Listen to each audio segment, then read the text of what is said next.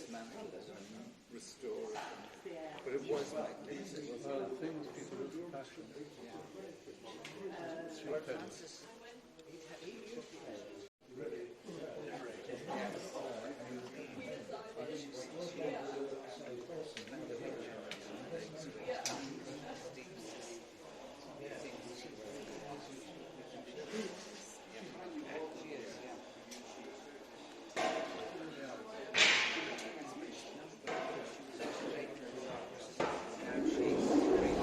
Instruments are made of essentially timber, felt and leather. Any idiot can make a machine in metal that works. By order of the Making a machine Line. that works made out of timber, felt and metal and leather is the interesting part. The principle is wind, of course. You need to raise the wind. That's the first element of building a pipe organ is to have a means of raising the wind. Air at atmospheric pressure doesn't do any work. In order to make it do some work, you have to put it under some level of pressure. And this is why the pipe organ is such a miracle of when it was invented 3,000 years ago. The means of raising the wind was the important part. It wasn't the pipes, it wasn't making the musical noises, it was raising the wind. And it was done with hydraulic pressure from a big tank over a small tank, over a small pot of air really, and it was the weight of the water pushing down on the air that shoved it up a smaller tube that created greater pressure at one end than the other. It was called the hydraulis, invented by a man called Castibius. We make this to this section, cedar. That's light enough and strong enough to be able to transmit the mechanical action from the keys through various squares. That's the only movement they have. If anybody takes these out, they have to be very careful to keep them in the right order and the right way round. And this is where amateurs always fall down. Oh, that's one with the end ripped off. So that's a tracker. All finished with the lovely wax polish that we make in-house. So, thanks for that. I won't hand that one round because it's too easily damaged. I'm sure. But amateurs fall to bits when they take organs apart. They think, oh, that doesn't matter. They get chucked in a pile. Back basically to the raw material. We don't go any further. We don't start knocking the frame apart. If you're going to go to that extent, you might as well build a new one. Unless it were really historically, so you know, it was the only one next 1670 something.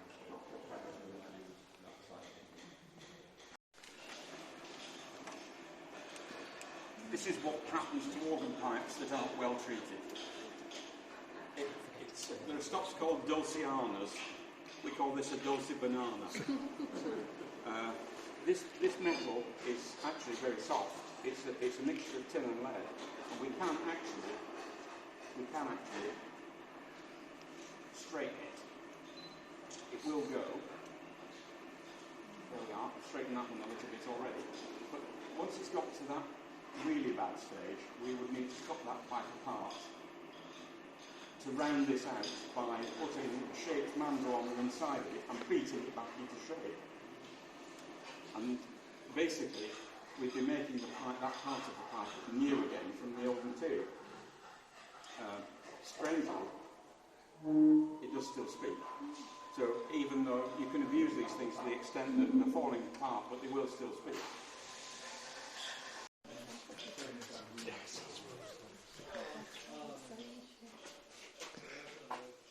It's like walking back in time, really. So you don't envisage doing anything with 3D sort of metal? Do you know most organs in Liverpool? Yeah.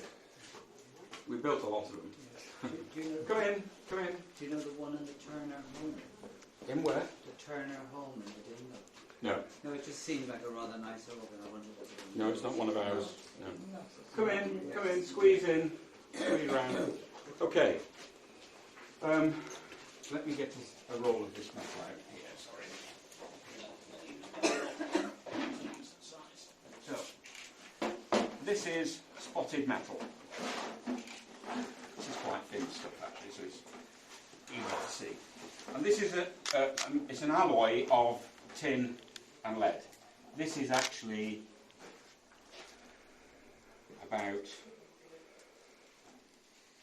that's about 60% tin. I can tell that from the colour of it and also the size of the spot. And we put the tin in it.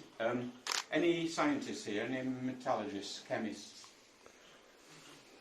No? Right. Lead, the atoms of lead are actually quite big. And when you if you've got a pile of tennis balls, you put them in a bucket, you get, all the tennis balls will go in, but you get huge gaps between them at the interstices. So what you need, if you want to make that's what happens with the lead. And that's why lead is extremely soft. There are huge amounts of space between the atoms. So what you need to toughen it up is a solution hardener. And it just so happens that tin has atoms of almost exactly the right size to fit exactly between the gaps between the atoms of lead. You then get smaller gaps, and if you want another solution hardened that will go another stage, you use antimony or bismuth or copper. You can only ever get traces of copper into this because of the difference in melting points. And that's what we do. We mix the molten metal in the furnace in the corner there, and then it's ladled out by hand with these big Victorian cast iron wrought iron ladles into this skillet, and then the skillet is stirred by the man running the table. And the skill of this job is in how you interpret the information that's coming to you from the materials. We don't use a thermometer. The man stirring the pot knows from how it's behaving when it's ready to go. And the pot is emptied, like this, into the casting box. This casting box is called the casting box or the gauge, and it's actually able to slide up and down the table because it has runners on it. It's got stuff piled in it at the moment, but this basically is a wooden trough with a movable backboard which can be raised or lowered. And when that's full of molten metal, anything from 300 to 600 degrees centigrade, this is a one-man gauge. It can be run by a single man from that side. The gauge is run down the table. This comes off, and you're left with this cotton cloth. The gauge is run down the table, and the weight of the metal in the box pushes out a stream of metal through the gap at the bottom of the backboard, and it deposits a layer of metal on the table. That's not a particularly good sheet. It was good. It wasn't bad enough to throw back in the pot, but we wouldn't be able to use it for much. And you run the gauge down the table, and it leaves a mirror of molten metal on the table, which is starting to freeze the moment that the metal is out of the box. And that's what forms the spots, because the tin and the lead freeze at different rates. So you get the spots, which is essentially the tin, and the lead is predominantly in the gaps between them. It's not quite that simple, but it's roughly what happens. That's then separated from the cloth with a steel ruler, which goes underneath one end, and then we drag it down, and it separates it from the cloth.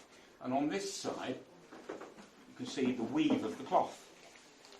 You can actually feel it. That's the weave of this cotton cloth. And this is called the tick side, because that used to be called ticking. Those of you of a certain age will know that bed ticking was quite a common thing to be able to buy in the market at one time. Getting untreated cotton cloth now is virtually impossible. A sparrow breaking wind would be enough wind for them to make their pipe speak. Well, we don't do that. We like to have a decent size of wind. There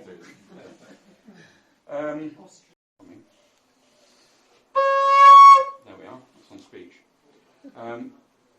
Job of a voicer is to make the pipes actually speak, which is not as simple as it sounds, because this pipe is capable of speaking volume-wise and tonality-wise from very soft and very fluty to very loud and very stringy. And it's getting every movable part of this pipe, which is the lower lip, the languid, which is the horizontal bit in the pipe, which is basically a tongue, and the top lip, and the cut up, which is the amount that the top lip's cut up from the lower lip. That's a very important dimension. And when it's voiced to the Willis system, that's always a proportion of the diameter, of the internal diameter of the pipe. And we've developed a system. I'm very lucky. I've inherited the accumulated knowledge of 175 years of experience in the firm. So we have all this written down. We don't even need to think about it. What's the recipe? And if you've got a perfect recipe that gives you a perfect cake every time, why would you change it? So we say, we cut them up a quarter, we dub the lower lip, we put 17 nicks in the languid with a nicking tool in the languid, and we open the foot, the tip, to a standard scale with a reamer, and they're perfect every time. We don't even need to think about it. It's a generalisation, because of course there's some pipes that won't speak, no matter how hard you work on them, and at that point you just bash it on the table and you throw it back to the metal shop and ask for another one. Can't do that with this because it's quite valuable. That's fine. Can you explain where the father bit? He's the founder of our firm. Henry Willis was born in London in 1821. He started the firm after his apprenticeship. He started the firm in 1845, and this is the same firm. And he nearly killed himself on several occasions by taking enormous risks in what he did. He was extremely innovative to the point of recklessness sometimes, and he was also spendthrift. He spent money like water. In fact, a lot of money he didn't actually have. So that when he died in 1901, his son, Henry II, had to work flat out for several years to pay off his father's debts. Well, he didn't have to, because in those days your debts died with you. They don't these days. Your debts become part of your estate, and you have to pay them, or the estate has to pay them. In those days, when you died, your debts died with you. But Henry II was very determined that he was going to keep his father's name out of the mire. But Father Willis, when he was quite an old man, in his 70s, had the title bestowed upon him of Father Willis. Oh. There have been other fathers in organ building. There have been Father Smith, Heinrich Schmidt, who was obviously German, but came to England, and he was eventually given the title Father Smith as a courtesy from the organ building world. Oh, so this is an organ building sort of It's an organ building right. Thing. He wasn't father. He wasn't a priest. No. But I didn't know whether you had grandfather, father, son, or whether it was a way. No. It's sort of a title. It's a title. Right. It's an honorific title. But organs built within the time that he was in the firm are always instantly recognisable. Right. It's a father. Everybody says, "Oh, it's Father Willis." Father Willis. Does that mean there was a plus side to this extravagance? There wasn't really a plus side, because poor old Henry II, it eventually killed him. He died in 1927. Did it produce something higher quality of extra creativity? And I think that was just in the man. I don't think that was anything to do with the way that he spent money. No, in terms of the organs he produced. No, not really. He was very good at spending other people's money too. When you say he nearly killed himself several times, well, what do you mean by that? Oh, just doing silly things, like when the Alexandra Palace fire occurred in 1873. The organ was only just brand new. The fire took hold 10 days after the palace opened. Yeah. And Father Willis was nearly killed by molten lead running off the roof as he was running through the place rescuing pipes from the organ. Oh. So he was reckless to a point. He had two yachts, two ocean-going yachts, 63 tons and 54 tons. And well, equivalent to a J-class, yeah. And the first one, he ran in front of a tramp steamer in the Solent, and it cut right through the boat. He was trying to outrun it, but he was reckless.